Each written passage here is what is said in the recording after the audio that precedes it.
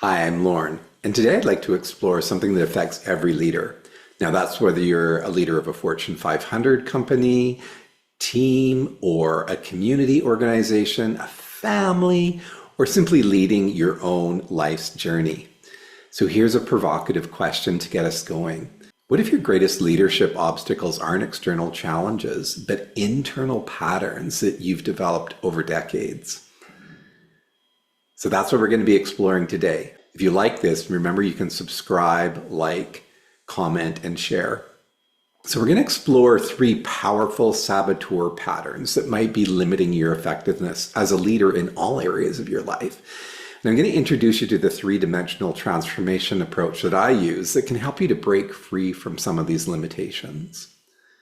Before we do that, let me explain what I mean by saboteur. So this is part of the language we use in positive intelligence. These are mental patterns that develop early in our lives as protective mechanisms.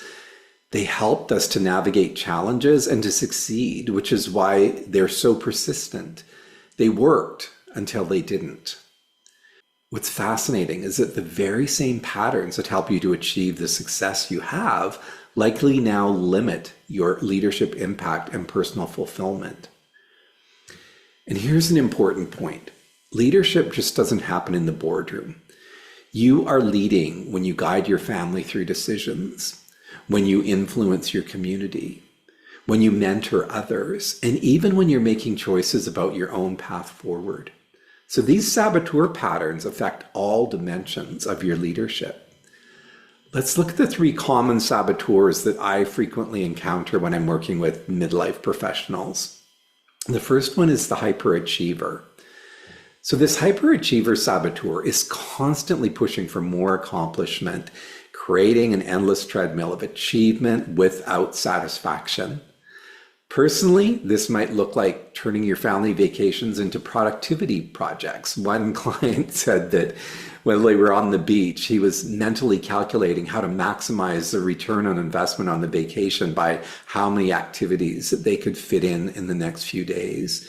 Meanwhile, his family just simply wanted to enjoy the moment and have fun with what they were doing, not be thinking 3 steps ahead. Professionally, the hyperachiever creates teams that feel nothing they do is ever celebrated before moving on to the next challenge. That same executive said to me, I didn't realize how my constant focus on what's next was burning out my team. They were achieving remarkable things, but I never let them, nor myself, fully acknowledge it before raising the bar yet again.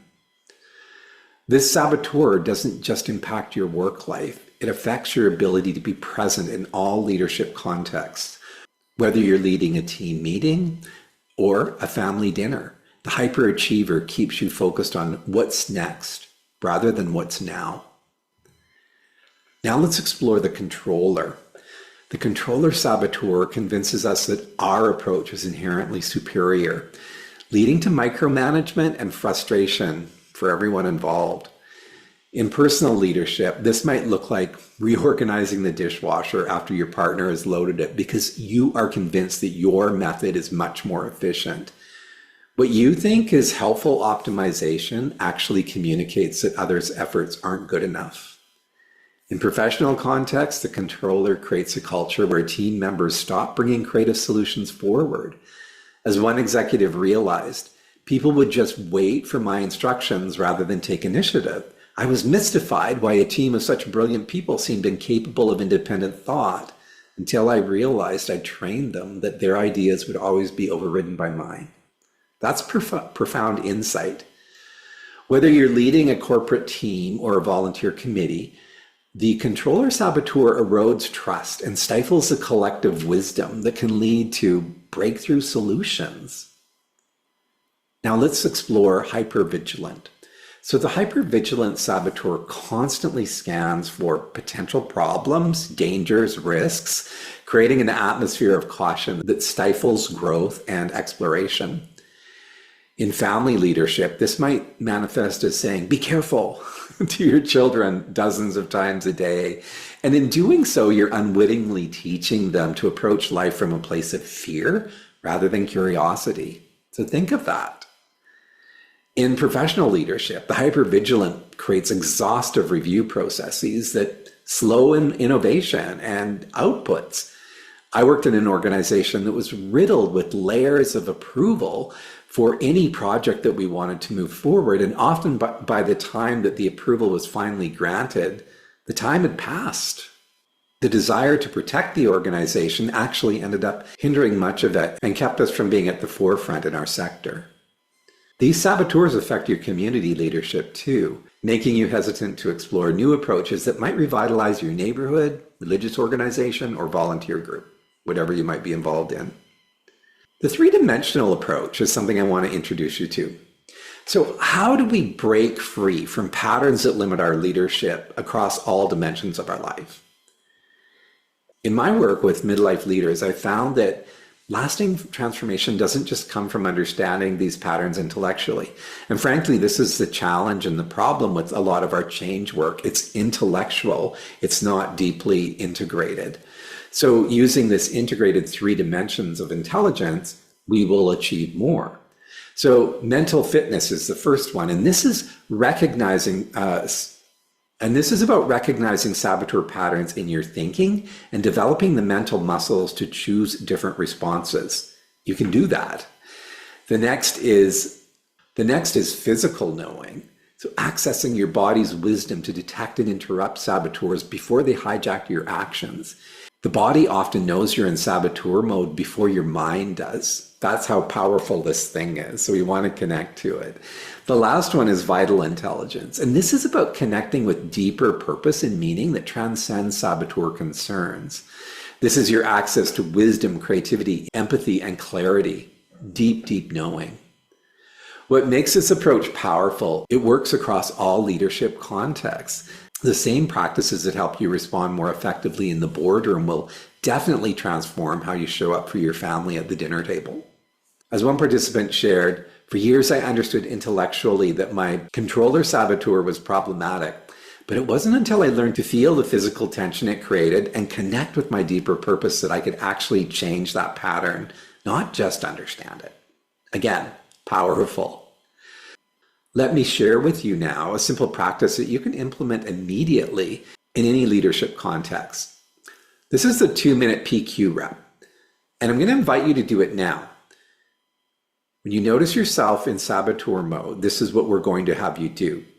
And the saboteur mode might be you're pushing yourself too hard, or others. You're controlling too much the situation. You're worrying excessively and stifling creativity. You might be in pleaser mode, wanting to keep others happy. You might be in victim mode, feeling like you've been wronged. There's so many different saboteurs that can be at play. What we're going to do is place one hand over the chest, the heart center, and another hand over the abdomen, your belly. And if it's comfortable, let's do this together. Close your eyes. And then you're just going to take 3 slow, deep breaths. You can inhale through your nose and exhale through your mouth. And as you're doing that, feel the connection of your palms to your body, to your torso. Feel the energy between your palms and your body. Nice. And then letting that go after your 3 breaths, just notice how that simple physical intervention creates space between you and that saboteur patterning. So you may not have been in saboteur patterning before doing it, but just picture that. If you're in one of those intense modes and you just pause and you do that for a moment, you'll certainly change the energy, the dynamic. So you move then from a place of centeredness, and you can access more creative and effective responses from that place of centeredness. So try this before your next challenging conversation, for example. And that could be with a colleague or with a family member or community partner. So when you know you're walking into something that could be a little bit tense, a little bit provocative, that's a good time to do this. And notice how it shifts your leadership presence in those moments. If these patterns resonate with your leadership challenges across any dimension of your life, I've opened registration for my January 3-dimensional leadership transformation cohort of positive intelligence. This 8-week experience is specifically designed for accomplished professionals in midlife who sense that they're capable of more impact and fulfillment And it's not just about work, it's in all areas of your leadership roles. The first 6 participants who register before December 9th will receive a 50% tuition reduction as well. There's limited spots for that.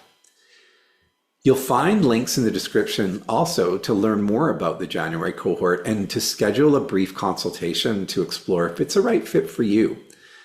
I want to thank you for taking the time to invest in your leadership development. Remember, the way you want to lead isn't just about professional success. It's about creating impact and fulfillment across all dimensions of your life. If you found this valuable, you can again subscribe, hit that like button, and comment and share. Share it with other leaders who you know might benefit from this approach. I'd love to hear your comments as well in terms of what saboteur patterns do you recognize most in your leadership? Until next time, I'm Lauren, and wishing you well. See you soon.